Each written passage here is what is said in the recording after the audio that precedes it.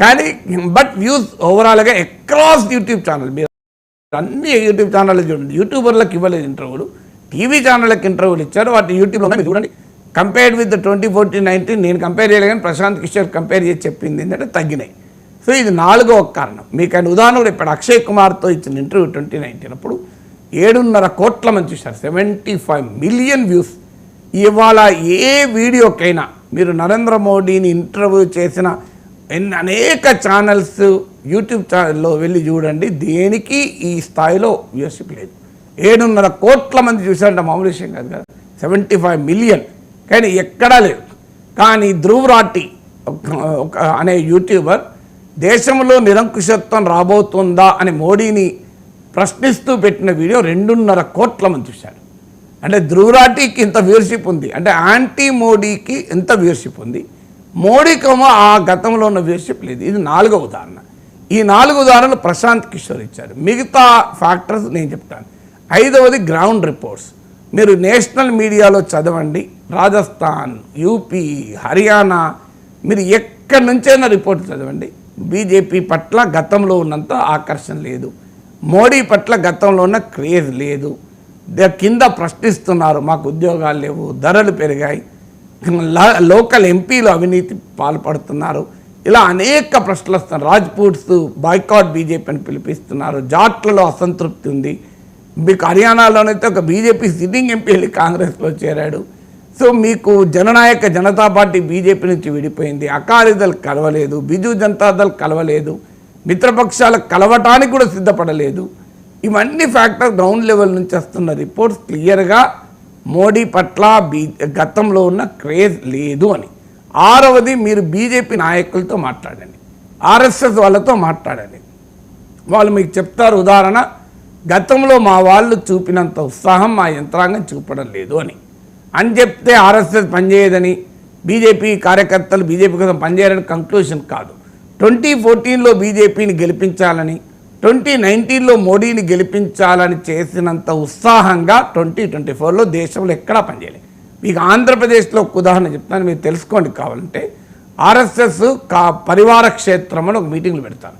పరివార క్షేత్రం అంటే అన్ని ఆర్ఎస్ఎస్ విభాగాలు, ఏబీవీపీ, భారతీయ మజ్దూర్ సంఘ్, భారతీయ కిసాన్ సంఘ్, మీకు విశ్వ హిందూ పరిషత్, స్వదేశీ జాగరణ్ మంచ్, ఇలా వనవాసీ పరిషత్, అలాగే భారతీయ జనతా పార్టీ, ఇలా ఆర్ఎస్ఎస్కున్న అనేక విభాగాలకు చెందినవారు అవుతారు. నాకు తెలిసినంత వరకు ఆంధ్రప్రదేశ్ ఎన్నికల సమయంలో ఒక్కసారి మాత్రమే ఆర్ఎస్ఎస్ పరివార క్షేత్ర మీటింగ్ జరిగింది. అందులో చాలామంది అలియన్స్ పట్ల భిన్నాభిప్రాయాలు వ్యక్తం చేశారు. అప్పుడు ఆర్ఎస్ఎస్ నాయకత్వం ఇచ్చిన సూచన ఏంటంటే, కూటమి అనేది మర్చిపోండి, చంద్రబాబు నాయుడు అనేది మర్చిపోండి, తెలుగుదేశం బీజేపీ అని చెప్పకండి, మోడీని గెలిపించాలి గనక ఓటేయండి ఎన్డీఏకు. ఈ ఒక్క నినాదమే పట్టుకోండి, మోడీ మళ్ళీ ప్రైమ్ మినిస్టర్ కావాలి అనే నినాదముతోనే మీరు వెళ్ళండి అని ఆర్ఎస్ఎస్ డైరెక్షన్. ఆర్ఎస్ఎస్ డైరెక్షన్ను కింద జనమే కాదు, మోడీ కూడా పాటించండి. మీరు గమనించండి, మోడీ ఎన్నికల ప్రసంగాలు మీరు మొత్తం విశ్లేషించండి. ఆయన ఎన్డీఏను గెలిపించండి, మోడీని గ్యారంటీ అన్నాడు తప్ప ఎక్కడా ఆయన ఆంధ్రప్రదేశ్లో ఎన్నికలు జరుగుతున్నాయి, చంద్రబాబు నాయుడుకు క్యాంపెయిన్ చేసినట్టుగా కనబడలే. 1-2 చోట్ల విమర్శలు వచ్చాక కొంత మాట్లాడినా కూడా మీరు central major part of Modi speech చూడండి. ఆయన మధ్యప్రదేశ్లో, ఉత్తరప్రదేశ్లో ఇలా మాట్లాడాడు, ఇక్కడ కూడా అలాగే మాట్లాడాడు. సో అందువల్ల క్లియర్గా బీజేపీ కార్యకర్తల్లో, ఆర్ఎస్ఎస్ కార్యకర్తల్లో గతంలో ఉన్న ఊపు లేదు. ఇది 6వ ఫ్యాక్టర్. 7వ ఫ్యాక్టర్ స్టాక్ మార్కెట్స్ కూడా ఒక ఇండికేటర్ రాజకీయ పరిణామాలు.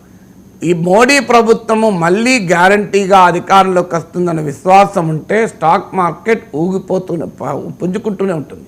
కానీ స్టాక్ మార్కెట్ వొలటాలిటీని చూస్తుంది, అంటే ఒకసారి పడిపోతుంది, ఒకసారి లేస్తుంది. రీసెంట్గా $5 ట్రిలియన్ చేరుకుంది స్టాక్ మార్కెట్. కానీ బాగా ఒడిదుడుకులను ఎదుర్కొంటుంది. స్టాక్ మార్కెట్ బాగా ఒడిదుడుకులు ఎదుర్కోవడం కూడా రాజకీయ పరిణామాలపైన అనుమానం వ్యక్తం చేయడమే అవుతుంది. ఇది 7వది. మీకు 8వది ఓటింగ్ పర్సంటేజెస్. మీకు ఓటింగ్ పర్సంటేజ్ బీజేపీ బలమున్నటువంటి ప్రాంతాల్లో కూడా మీకు ఓటింగ్ పర్సంటేజ్ తగ్గింది. బీజేపీకి బలమున్న ప్రాంతాల్లో ఓటింగ్ పర్సంటేజెస్ తగ్గడం అనేది దేనికి సంకేతం? ఎందుకంటే అది మోడీ వేవ్ లేదు అన్నదానికి సంకేతం. But of course anti Modi wave కూడా లేకపోవచ్చు, అందులో అనుమానం లేదు. కానీ మోడీ వేవ్ లేదన్న దానికి కూడా సంకేతం.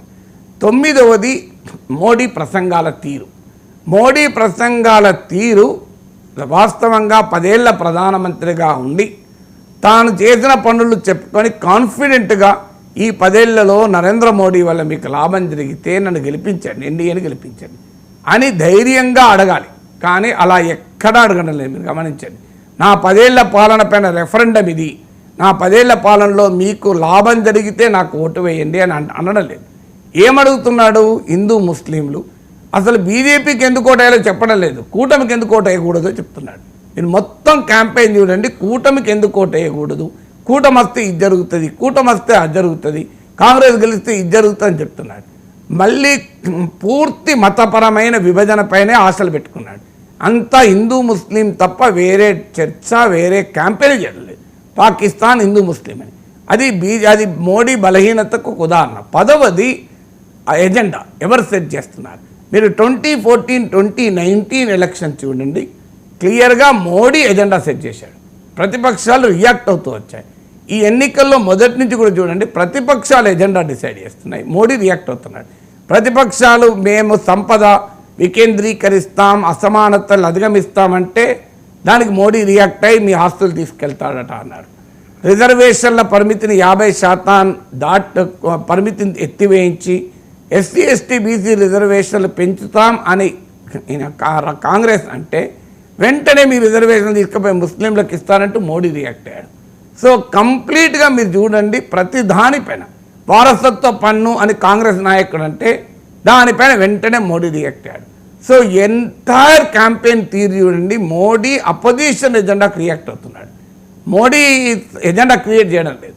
అందువల్ల ఈ 10 ఫ్యాక్టర్స్ క్లియర్గా గతంతో పోలిస్తే, 2014తో పోలిస్తే, 2019తో పోలిస్తే, మోడీతో పోలిస్తే, మళ్ళీ మీరు మోడీని రాహుల్ గాంధీతో పోలిస్తే మోడీది అప్పర్ హ్యాండ్ ఉంటుంది, దాంట్లో డిస్ప్యూట్ లేదు. సో మోడీతోనే పోలిస్తే ఖచ్చితంగా మోడీ షీన్ ఆ వెలుగు ఆ పవర్ తగ్గింది అనేది క్లియర్గా అవుతుంది. అయితే దీన్ని బట్టి కంక్లూజను ఇక మోడీ ప్రధానమంత్రి కాడు, కూటమి అధికారంలోకి వస్తుంది, రాహుల్ గాంధీ అనే నేను భారత ప్రధానమంత్రిగా ప్రమాణిగా చెప్తానన్న కంక్లూజన్ కరెక్ట్ కాదు. లేదు, బీజేపీకి సీట్లు తగ్గుతాయన్న కంక్లూజన్ నేను చేయడం లేదు.